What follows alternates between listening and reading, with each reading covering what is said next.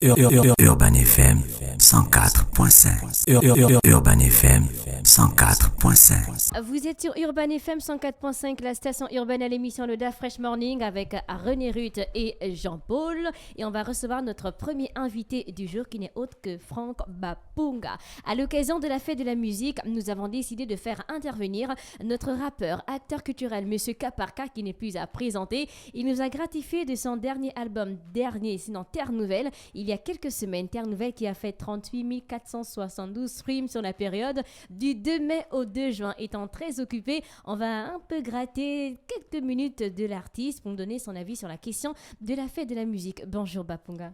Bonjour René Ruth. Comment tu vas? Ça va. Bonne fête de la musique. Merci. Ça va? Ça va. Alors Bapunga, Bonjour Jean-Paul. Bonjour. Il est rare que les artistes gabonais fassent publier leurs chiffres après la sortie d'albums. Qu'est-ce qui s'est passé avec toi? Oui, non, mais culturellement, c'est pas trop notre truc. Quand je dis culturellement, je parle d'habitude. Hein. C'est aussi parce que on arrive d'une commercialisation physique et de l'époque du physique avec une démographie aussi faible. C'était pas très important après chaque sortie de balancer des chiffres. Donc c'est une habitude qui n'était pas là. Après, aujourd'hui, en fonction de ce qu'on veut faire, moi j'arrive dans le stream, je suis nouveau. Ça veut dire que j'ai pas froid dans le dos quand je le dis, j'ai pas honte de le dire. Je suis très nouveau dans le stream, moi je viens de l'ancienne école. Donc cet album, c'est le premier où j'ai pensé à tout ça, stream, voilà. Et moi j'avais besoin de regarder ce que je pouvais faire pour m'améliorer. Oui. Donc c'était pas pour épater la galerie, c'était pas pour épater les amis, c'était juste pour comprendre comment ça fonctionne et puis essayer de faire mieux à chaque mois, Donc tu ne t'es pas dit que lorsque les chiffres atteignent un bon score, tu publies? Moi j'appelle pas ça un bon score, hein, parce que moi je suis... Donc tu n'es pas satisfait en fait? Pas du tout. Non, moi je me considère plus comme un artiste international que comme un artiste gabonais. Donc je l'ai dit à mon distributeur Olsen, qui m'a dit que toi, tu n'as pas à je veux dire, c'est pas ridicule ce que tu as fait, parce que, voilà, tu arrives et tu n'es pas quelqu'un qui est habitué à ce genre de procédé. Mm-hmm. Mais pour moi, c'est pas que je suis pas satisfait. Je suis satisfait au moins d'avoir fait quelque chose, de revenir dans l'actualité, de participer avec beaucoup d'efforts à ce qui se fait aujourd'hui. Mais j'aimerais faire mieux. Ça veut dire que... Selon toi, qu'est-ce qui peut expliquer ces chiffres-là? Est-ce que une partie de tes fans se sont tournés vers d'autres styles artistiques, non. La majorité, la grosse partie de mes fans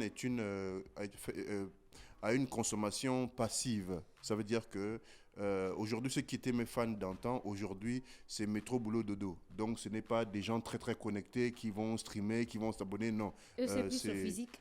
Oui, c'est plus de physique. Voilà pourquoi j'ai fait même un bon chiffre de vente en CD encore. Donne-nous. Non, mais tout est sur ma... Voilà. Et donc ces gens-là sont plus... Il faut aller vers eux, il faut les titiller parce que je suis rentré du boulot, j'étais fatigué, je me suis endormi. Donc voilà, aujourd'hui mes fans, ils ont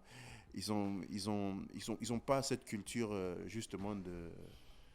Alors, dans ton album, ou peut-être que je me trompe, il n'y a pas beaucoup de featuring. Qu'est-ce qui explique ça?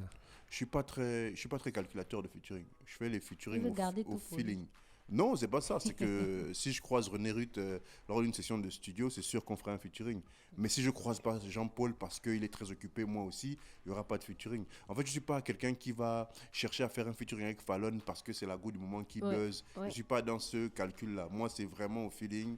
On se croise, on est amis, on se côtoie. Voilà, c'est un truc. C'est d'abord la vibe que je cherche, quoi. D'accord. Voilà. C'est la fête de la musique aujourd'hui? Oui. Ça représente quoi pour toi? C'est une démocratisation de l'utilisation de la musique. La fête de la musique, ce n'est pas seulement pour les musiciens professionnels, c'est pour tous les fanatiques de musique, professionnels ou amateurs. La fête de la musique, en fait, c'est ce qu'on doit faire comprendre à tout le peuple gabonais, c'est que ce n'est pas adressé qu'aux musiciens.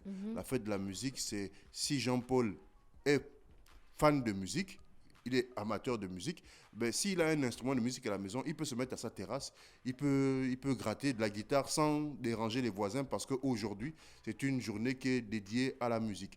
La fête de la musique, c'est en fait aussi, quand je parle de démocratisation, c'est que tous les jours, la musique, c'est les gros noms qui ont droit à la musique. Oui. Ça veut dire que quand on fait un spectacle, il y aura toujours du Baponga, il y aura toujours du Chanel, il y aura toujours du NG Bling.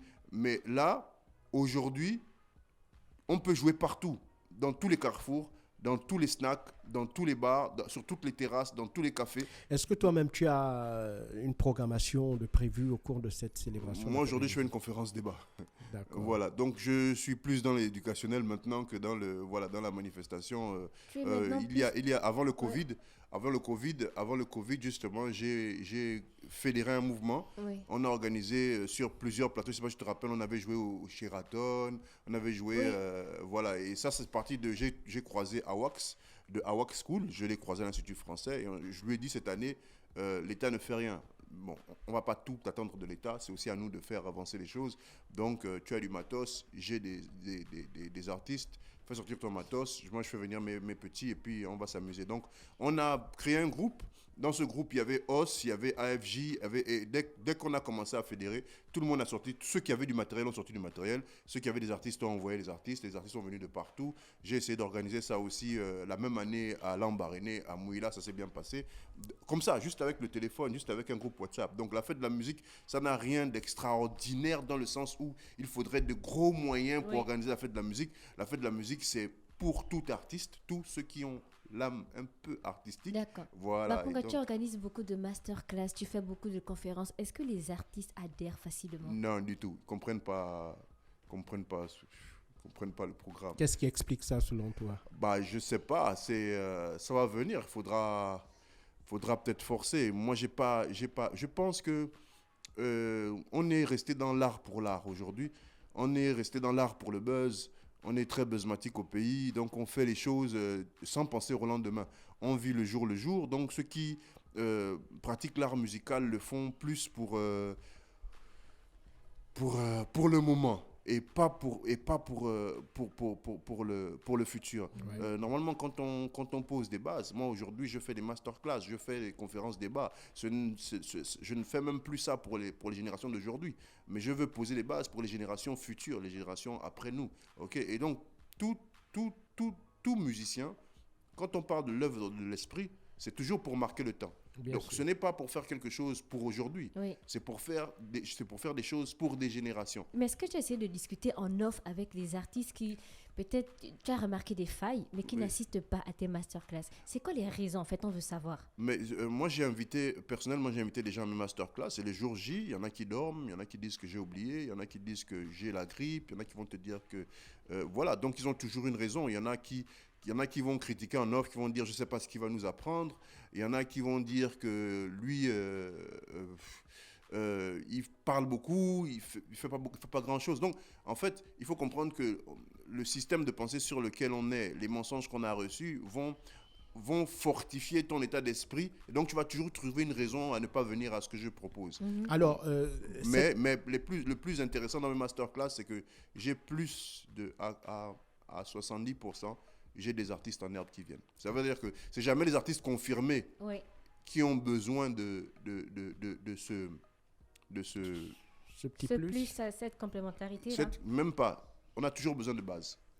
Les basketteurs américains, comme certains footballeurs, vous allez voir que même quand on va en équipe nationale, pendant un temps de préparation, on revoit les bases. Bien sûr. Oui. Pendant un temps de préparation, on revoit les bases. Les fondamentaux. Les fondamentaux. Et en fait, le masterclass, c'est ça, c'est les fondamentaux, c'est les bases. Et on a besoin de revoir les bases parce que ça évolue, ça change. Comme les docteurs. Les docteurs, ils ont fait de longues études, mais ça ne va pas enlever le Empêcher fait qu'ils que fassent chaque des année... recyclages. Voilà. D'accord. Et c'est ça le masterclass.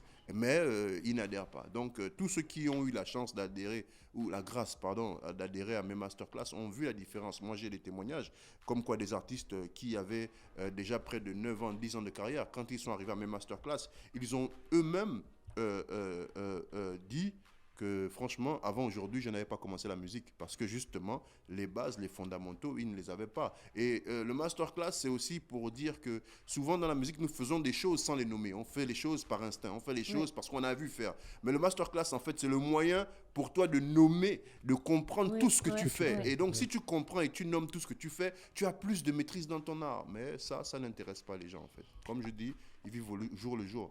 Alors, cette année, c'est la première édition de la Fête de la musique après la pandémie de Covid-19. Oui. Qu'est-ce que tu attends de cette édition? Qu'est-ce que tu attends de la musique après avoir passé 2 années difficiles? Ce qu'il attend est-ce que tu parles par rapport au ministère de la Culture ou par rapport aux Non, artistes même? que ce soit les artistes, quels sont ses souhaits en fait? À 2 niveaux, Ouais. je répondrai. Le premier niveau, c'est déjà que les artistes eux-mêmes comprennent que la fête de la musique, ce n'est pas... c'est la liberté de la musique, c'est la liberté de l'expression musicale, et donc ce n'est pas réservé qu'aux artistes, donc aux amateurs de musique, de comprendre aussi que la fête de la musique, c'est tout le monde qui joue de la musique dans tous les endroits possibles et récupérables, donc Carrefour et tout ça. La fête de la musique, c'est ça. Donc qu'on arrête, nous déjà en tant qu'artistes, de penser qu'on a besoin d'un podium pour faire de la musique. Il faut qu'on arrête de penser ça. On a besoin d'un podium, on a besoin que l'État nous donne un podium pour faire de la musique. On a besoin de... Non. La fête de la musique, tu sais jouer de la guitare, tu sais chanter, mets-toi à ton Carrefour, mets un baf comme on voit les gens Exactement. faire à Montbouette, prends un baf, prends un micro, mets un instru, amuse-toi. C'est ça la fête de la musique. Ça, c'est le premier volet. Deuxième volet, je trouve incohérent que le ministère des Transports, par exemple, me demande de prendre une voiture à dire qu'ils ne m'ont pas délivré le permis que j'ai logiquement gagné. Donc, c'est bizarre qu'on demande aux artistes de monter sur scène aujourd'hui sans notre statut de l'artiste. Donc, moi, je garde ma position. Tu as dit sans notre statut d'artiste. Est-ce que tu rejoins, parce que j'ai vu un commentaire d'un artiste qui disait qu'il n'adhère pas au mouvement du ministère de la Culture. Est-ce que pourtant un artiste doit célébrer cette journée alors qu'il... on va dire qu'il a remarqué les manques vis-à-vis de ce Je reviens sur ce qu'a dit Jean-Paul parce que je vous ai déjà écouté. Et donc, la fête de la musique, comme je dis, c'est une liberté totale. Donc, tu ne dépends pas du ministère de la Culture. La fête de la musique, c'est vrai, ça vient d'un ministère de la Culture. Ça a été créé par Jacques Lang, un ministre de la Culture. Mais justement, il a fait ça pour que tout le monde soit libre d'exercer l'art musical aujourd'hui. Tout le monde, pas que les artistes. Donc, du coup, les seuls qui sont mal placés, pour moi, c'est l'État. Ça veut dire que l'État ne peut pas demander à quelqu'un à qui tu n'as pas donné de permis d'exercer, de venir exercer chez toi. C'est bizarre. Bien sûr. OK, maintenant, on peut conduire nos clandos dans nos quartiers, il n'y a pas de problème. Ça nous regarde. Voilà, mais que tu ne nous donnes pas le permis d'exercice, mais tu veux qu'on vienne exercer chez toi, là, c'est quand même bizarre. Est-ce qu'en tant qu'artiste, vous avez fait des propositions à l'État? Oui, on est dessus. Moi, je ne suis pas quelqu'un qui va bouder quelque chose sans apporter de proposition. Ça veut dire qu'il y a 2 ou 3 ans, j'ai fait mon statut justement j'ai fait un post sur ma page Facebook qui a fait un grand bouquin par rapport aux 9 provinces, mais ça concernait tout ce qui sort de l'État. Mais c'est pas parce que j'ai dit que je n'allais pas rapper pour l'État que je ne vais pas travailler. À chaque fois qu'il y a une réunion, à chaque fois qu'il y a une réunion de crise, à chaque fois qu'il y a une réunion stratégique, à chaque fois qu'il y a des propositions à faire, moi je suis partant. Ça veut dire que je me réunis avec des associations comme la COGAC. Par exemple, j'ai participé à des réunions avec la COGAC, à chaque fois que je me réunis. Donc, on a des task force, on se réunit pour apporter des propositions. Comme la dernière fois, les artistes sont réunis pour proposer au nouveau ministre de la Culture quelque chose. Mais est-ce que tu as l'impression que vous êtes quand même écouté? Parce qu'à l'issue de toutes ces propositions qui sortent de toutes ces rencontres... Le problème, ce n'est pas les artistes qui ne sont pas écoutés par leur ministre. Je pense que c'est le ministre qui n'est pas écouté par son gouvernement. Donc, ça veut dire qu'à un moment donné, on ne donne pas au ministre de la Culture les clés pour gérer la culture comme il se doit. C'est ça la vérité. La vérité, ce n'est pas que le ministre de la Culture ou le ministère de la Culture ne fait rien. C'est que le ministère de la Culture ou le ministre de la Culture, ce n'est pas une priorité dans notre pays. C'est ça la vérité. Ça veut dire que tout le monde a les mines, ils ont prioritaires, les finances prioritaires, et nous, on passe pour le dindon de la farce. C'est triste à dire, mais c'est ça. À dire que dans d'autres pays, la culture, on connaît les États-Unis par quoi? C'est par la culture. Le Japon, la Chine, la culture. Mais quand même, vous-même, les artistes, oui. Le fait que depuis toutes ces décennies, on revient encore sur le cas, par exemple, des droits d'auteur, on en a discuté, rediscuté, des ministres se sont succédés au ministère de la Culture, et on a toujours l'impression que c'est un problème qui semble insoluble.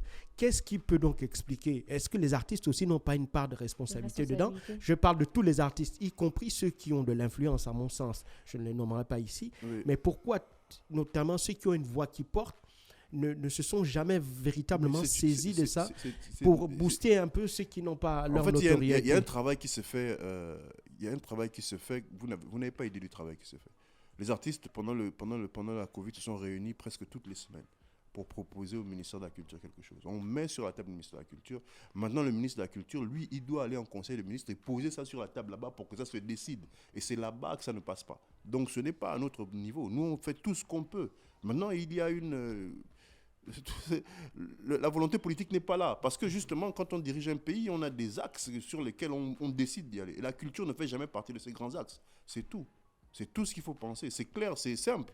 Ça veut dire que lorsque vous avez vos enfants à la maison, vous allez écouter certains et pas d'autres. C'est tout. C'est tout. C'est aussi simple que ça. Bapunga, on parle des droits d'auteur. Il n'y en a pas, mais il y a certains artistes qui disent vivre de leur musique. En fait, comment ils font? On vit de la musique de plusieurs façons. On vit de la musique en vendant des disques ou en étant sur la route.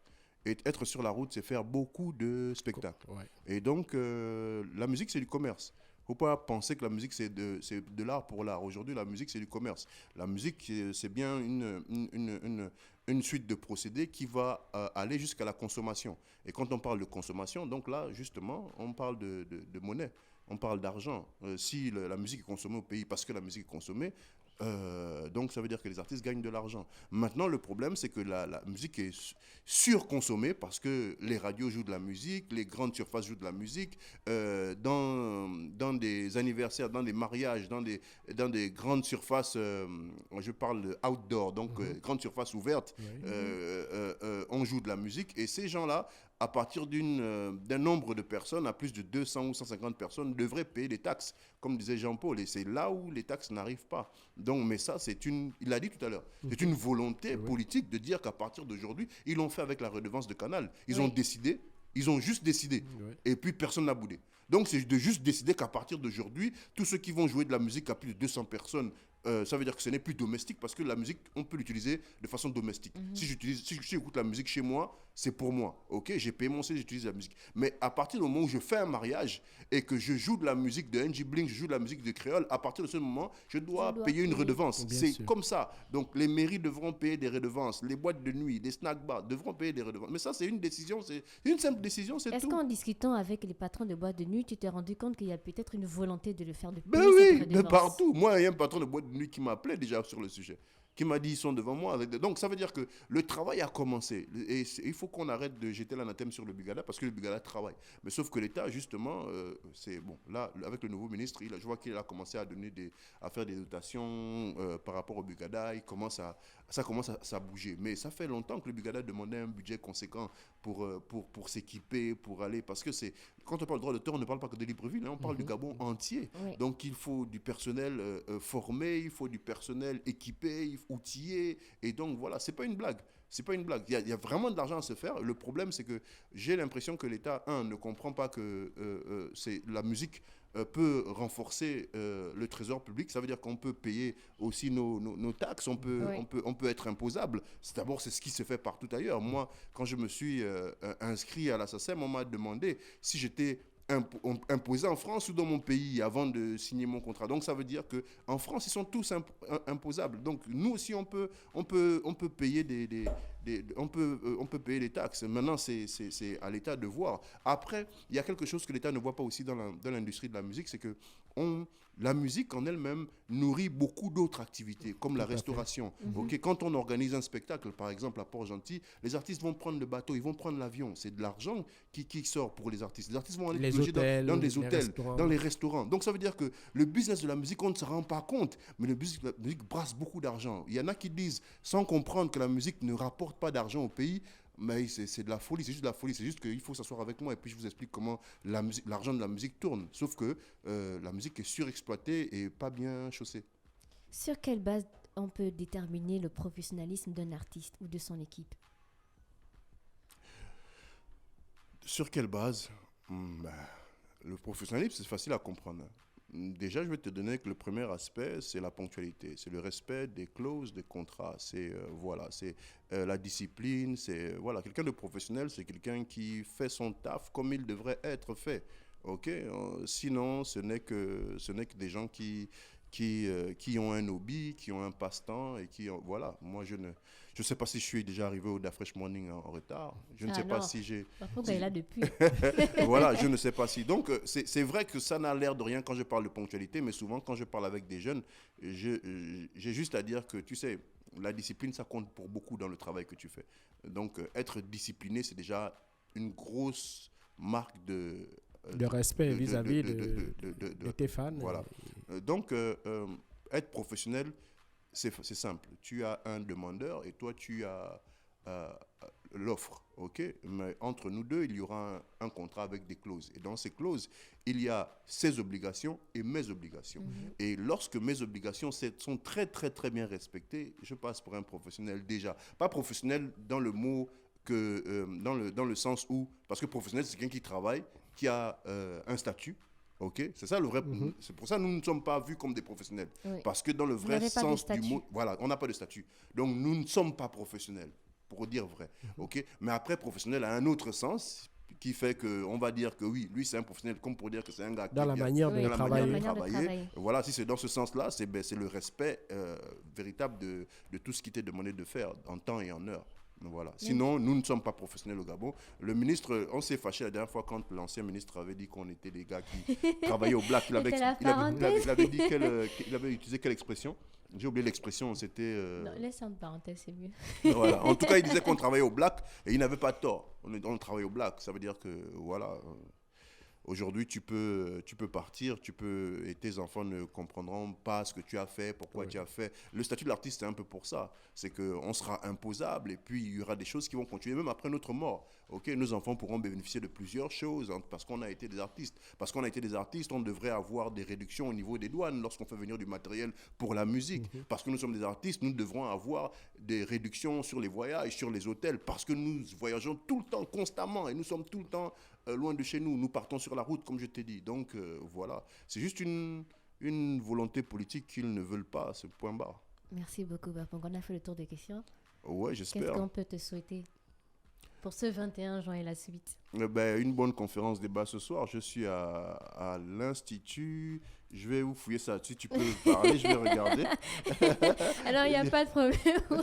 Donc, vous savez que c'est le mardi 21 juin, c'est la fête de la musique. À cette occasion, on a reçu Franck Baponga. J'espère que vous avez déjà acheté Terre Nouvelle, donc son nouvel album. Je pense que Jean-Paul, il a écouté un son, il a remarqué qu'il n'y a pas beaucoup de feats dans l'album.